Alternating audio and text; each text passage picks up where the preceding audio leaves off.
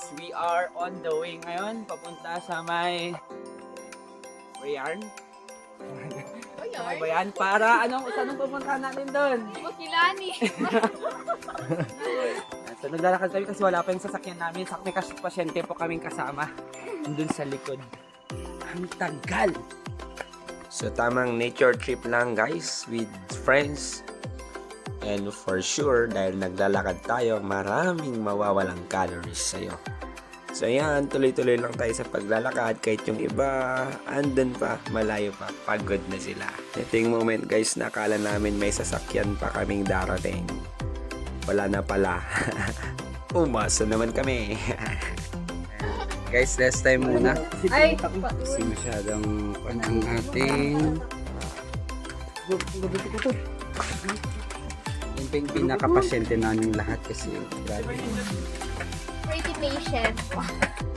Ayan, so tamang pahinga lang ang lahat and tamang kwentuhan with friends. And of course, isama mo na ang asaran, lalo na dun sa isang kasama namin na iniwan ng kanyang ipatpatid. Shout out Angels Queen. So habang kami naghihintay ng akala namin na sasakyan namin, panay pa rin ng kwentuhan until such time nakapag-isip ng game yung isa sa amin and masayang nilaro namin lahat while waiting. Ayan pala guys si Jeremy, ang pinakamabait sa lahat. Charot!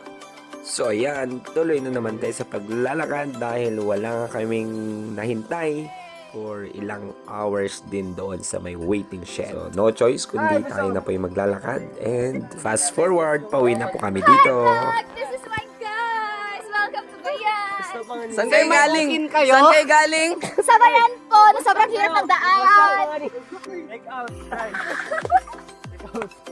What's up, Zoom? Hello guys, nandito na tayo sa San Miguel! Woo! Ang hot ko guys. Yan. So guys, yan guys. Yan, makasama namin guys. Hello guys. Bye guys. Bye everything!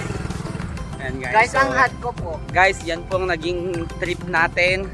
Our trip to Bayan. Jerusalem. Para sa purpose ng food. Picture ah! Okay, picture tayo ka ng picture. Okay, 1, 2, 3.